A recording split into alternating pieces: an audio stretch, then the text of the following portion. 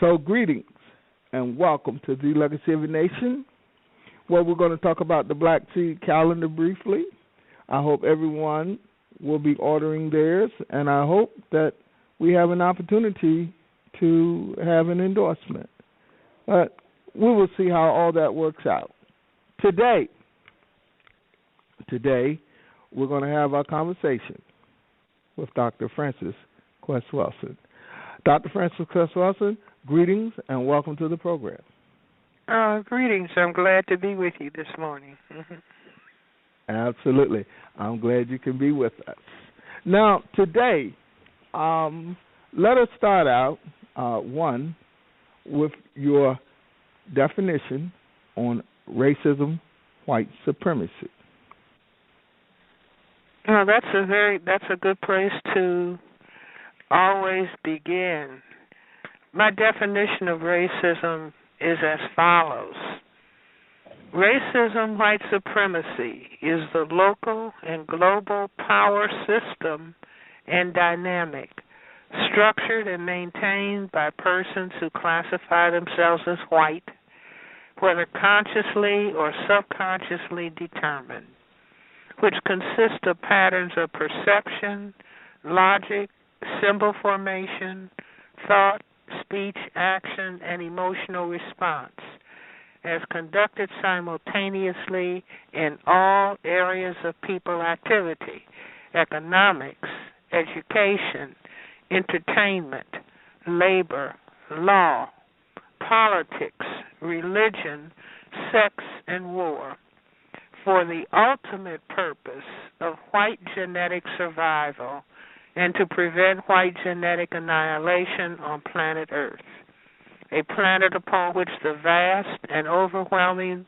majority of people are classified as non-white, meaning black, brown, red, and yellow, by white-skinned people, and all of the non-white people are genetically dominant in terms of skin coloration compared to the genetic recessive white-skinned people.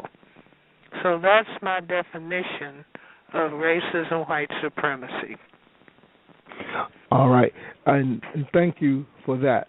Now, the next step is to have those who come in contact with racism, white supremacy, to comprehend that it is a system. It is a system. Could you go into that?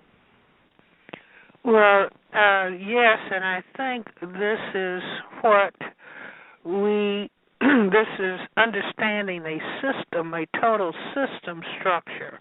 You know, I think we have had understanding, an insufficient understanding of racism. So black people, maybe at one point we thought when we were in formal slavery that if they took the chains off, that would answer our problem. And the chains were off, and then laws were put in place by people who classify themselves as white. And so then we identified our struggle as changing the laws and the civil rights era. And we thought that would solve the problem. And then we come 50 years later, and the laws that were changed have begun to move into reverse. And so it's like going in a circle, repeating the same thing over and over again. And I think until we really begin to understand system structure, a total system structure, and this is based on the important work, the very important work of Neely Fuller Jr. in his textbook for victims of racism, white supremacy. He was the first to point out that we are dealing with a total system that has as its goal objective maintaining the power equation of white power over a non-white powerlessness. And so it's not just a matter of changing one law or 10 laws.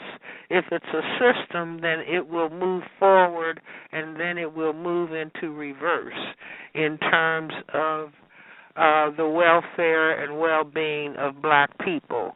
but we now can begin to understand the system structure and be able to think in terms of countering the system of racism, white supremacy, which again begins with the work of Neely Fuller Jr. and his textbook on victims of racism and white supremacy.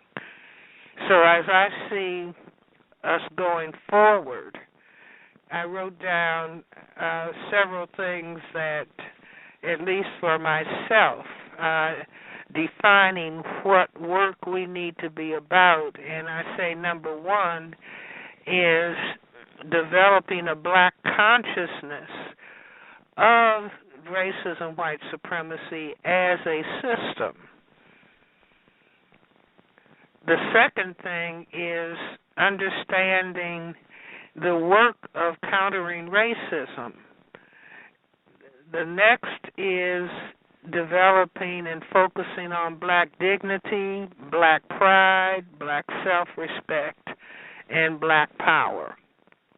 And since we're getting ready to move into the new year, I think that thinking in this way, in other words, what is to be done? What is the black agenda? And I say that black consciousness of racism, white supremacy is at the top of that agenda, and understanding that black people have to counter racism. If racism is, as I say, a system for white genetic survival, we cannot envision blending with the white minority population on the planet, because that would ultimately lead to white genetic annihilation, and people who classify themselves as white are not going to allow that to take place. And so this is not about hating white people, it's simply understanding more in depth what their power dynamic is and has been for the last 500 years.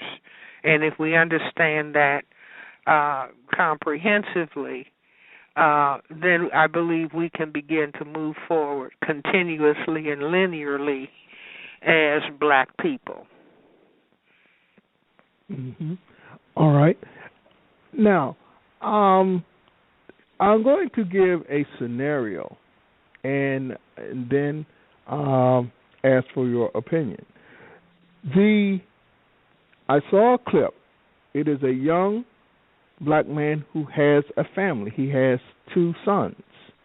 He went to, I believe he stayed at one of the Ivy League schools. Could have been Harvard, could have been Yale, could have been, any one of them.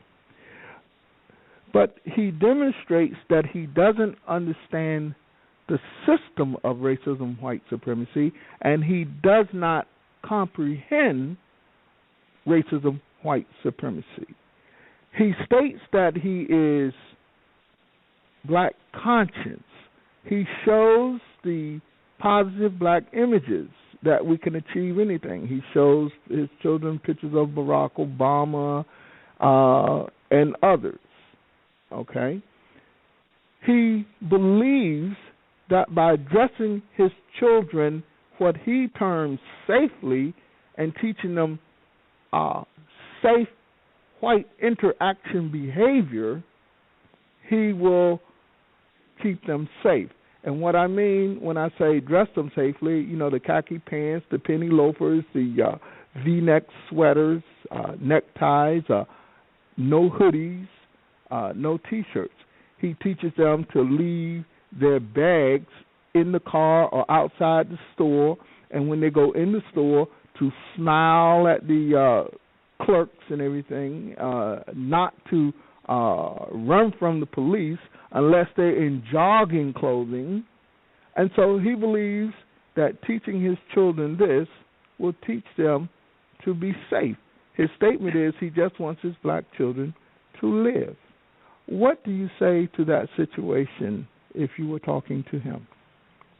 Well, I would certainly respond with sympathy, but I would say that the thing that this person must look at is that we have a black man as President of the United States of America, and he would fit the description of exactly what this gentleman is instructing his children to be or to become, and yet the President of the United States has received more death threats because he is a black man than any other president in the history of the United States. So whereas in the president, everyone has been aware that even in the White House, the first black president has been denied all of the security that one would expect for someone in his position. So whereas, giving the guidelines to his children that this will somehow allow you to be safe in a system structure of racism, white supremacy, that is a system designed to allow white genetic survival and to prevent white genetic annihilation. If the system is indeed that, then no matter how you dress, no matter what your level of education, that does not protect you necessarily from the death-dealing dimensions of the system of racism.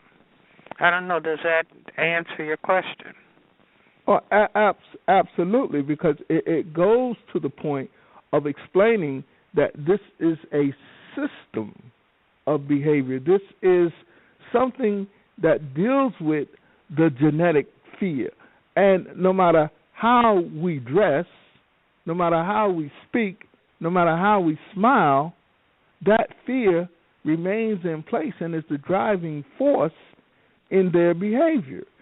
As a matter of fact, sometimes the more education the person has, the greater they are perceived as threats. For example, I've been talking to people in my office, patients recently, where you have black people in federal government jobs, and they may reach a high level within their work settings, and the higher level they reach, the more they come under attack, because if they keep ascending the rating scale, then they would soon be in positions where they would be supervising white people.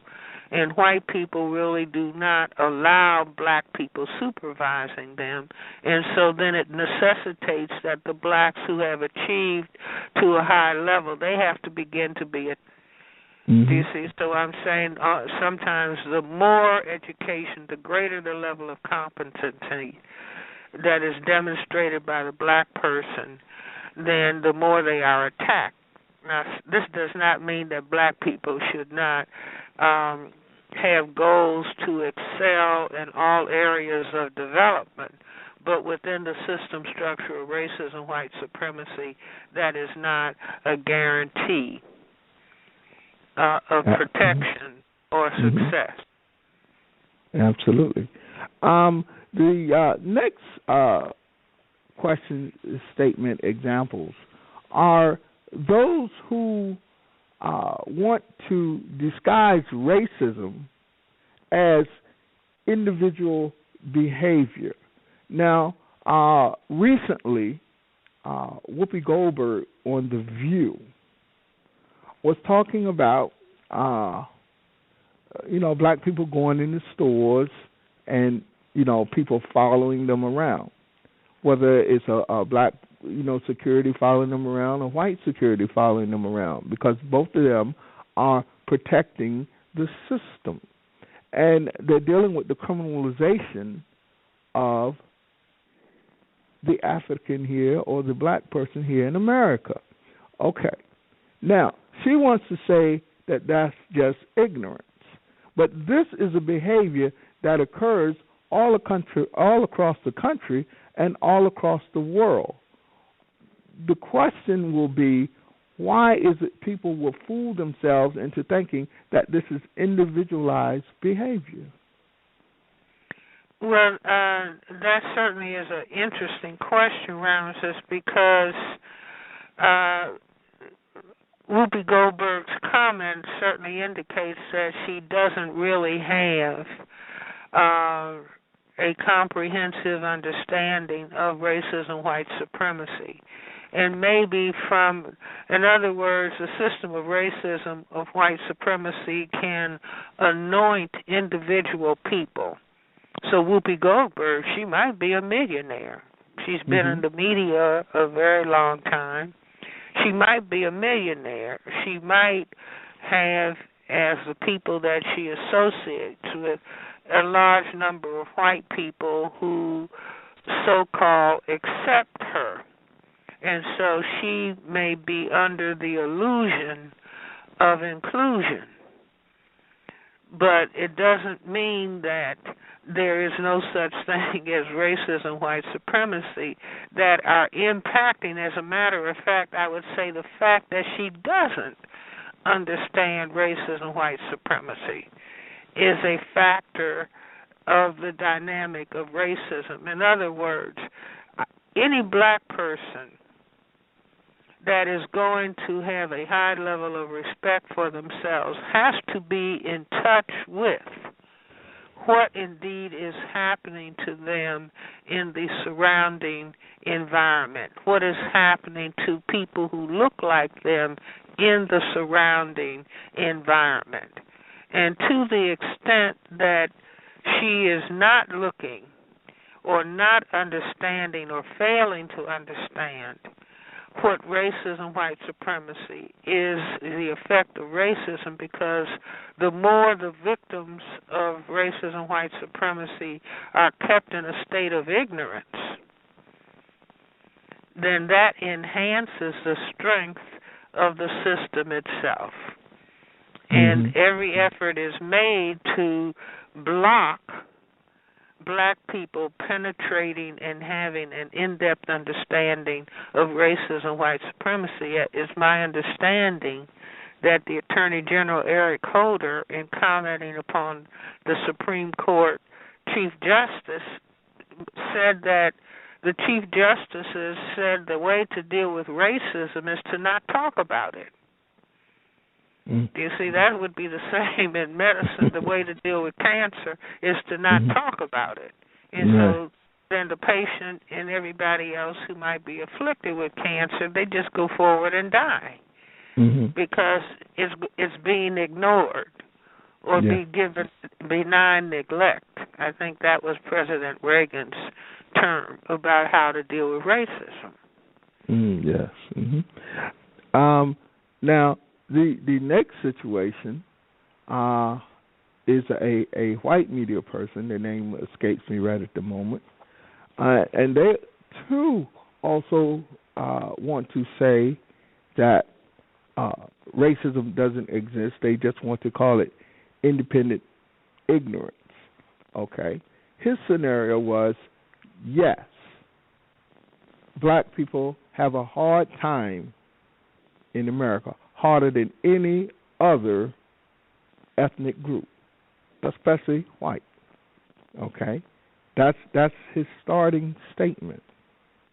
Then he says, when you have attacks by the police, that's just an individual act. That's not an act of racism, even though it's happening all over the country all at once. When you go into, again, we have these incidences where they're talking about going into the stores and you're being harassed. He says that's just individual ignorance. But this is happening all over. How can a person of white privilege make these statements with such a straight face and project it as absolute truth, as there is no racism in America? Well, in my definition, where I say that racism consists of behaviors consciously and/or subconsciously determined, and so the white population participates in the system of racism, white supremacy. I would say that's the importance of classifying oneself as white. Somebody might say, well, what's the importance of classifying yourself as white? Well, in a system of racism, white supremacy, that is all important, do you see? But there is denial on the part of people who classify themselves as white. There is, there's denial, and then there's also people who classify themselves as white are not taught to look in the mirror. In other words, if they have a system that necessitates the demeanment and the oppression of people of color, then they don't want to look at themselves and say, I am oppressor. They would prefer to say, I live in a democracy, which is untrue. They don't want to look in the mirror. And I say the reason being is because this is a system, racism, white supremacy, is a structure put together consciously, subconsciously for white survival, for white genetic survival. So if it's recognized by or focused on consciously by people who classify themselves as white, then that would logically mean that they should dismantle it, or that would be the expectation.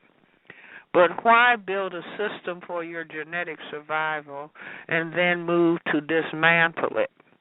And I say this is what black and other people of color must understand, that to expect that people who classify themselves as white will dismantle the very system that was structured for their genetic survival, that's not a logical expectation. But again, if the people who, are classified as non-white, black, brown, red, and yellow, if we don't understand racism, white supremacy, then we will not know how to respond. We will not know what to expect from the system. Mm-hmm. Absolutely. And I'm going to do one more example in behavior. Is this an independent decision, or is it a decision of racism? A experiment was done, and there was a white woman. She was the subject, sitting on a bench waiting for a bus. A young black male came up. He sat down. He spoke cordial. He was trying to get somewhere, and he was short of money. Asked, could he get 50 cents a token or something? And the woman said, no, I don't have it. All right. So the young black male got up and walked away. 5 minutes later, a white male came. This time, he could roughly speak English, but barely. He spoke more Spanish. He went through the same dialogue, said where he was going and this and that, and he said he was, short, needed a token, change, 50 cents, so he could catch the bus. Well, the response this time was she reached in her wallet and she took out a token and she gave it to him. Is this a independent decision, or is this an act of racism? I would say that it's an act within the power context of the system of racism, white supremacy. In other words, if we say that there's a system of racism, white supremacy, then there's not behavior that is outside of that power system dynamic. That power system is all-encompassing. The system of racism, white supremacy is local, national, global in its dimension and in its influence. And within that system structure, all people of color learn, if you're black, get back. If you're brown, stick around. If you're yellow, you're mellow. If you're white, you're all right. And I say that thing that black people, that saying that all people of color learn, whether they're in the United States, Central America, South America, Asia, or Africa, they learn that. And that's the color code for white genetic survival, because black is the highest level of melanin skin pigment production, genetically determined. And so it is more feared by people who classify themselves as white and who are functioning in the mindset of white genetic survival, consciously, subconsciously. So the fact that the black person was turned down and a person with less skin pigmentation was given the opportunity is no different than people with lighter skin within the system of racism, white supremacy, are given or have more opportunity presented to them than people of a darker complexion, because a darker complexion, consciously, subconsciously, is feared as having the genetic power to cause white genetic annihilation. So this is all a part of the learning dynamic within the system of racism, white supremacy. Mhm. Absolutely. And thank you. I am now going to change just slightly, but we're talking about identifying with someone else's definition of beauty and leaving your idea of beauty behind. Once again, this fits into your give yourself a hug. I love my black self. Recently, I saw a clip where a black woman was getting the silicone injections and liposuction. Okay, I mean, a really graphic film. It shows her, getting the butt cheeks pumped up. It shows her getting her abs and everything, sucked down. Recently, I heard this image of the J-Lo butt. So, is this a thing, again, where the black woman is denying her own beauty and looking to achieve that which is of someone else, some other person? Well, no, I would say that within the system, total system dynamic, and the power structure, the total system dynamic of racism, white supremacy, that is where black beauty is denied. Mm-hmm.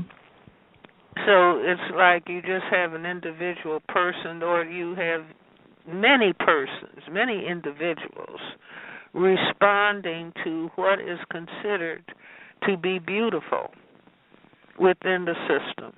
And so what is, if you see the cover of a magazine, the 100 most beautiful women on the planet, then they're white. Mm-hmm, mm-hmm. Or the 100 most handsome men on the planet, they're white. This is within the structure and dynamic of the system of racism, white supremacy. And so as long as people of color do not understand that dynamic, then they fall victim to wishing they were white and acting on that basis. So, again, this is why it is very important. I say the most important thing we can do as black people is to begin to have comprehensive, in-depth understanding of the system of racism, white supremacy, because the system causes black self-hatred and black self-destruction and group destruction.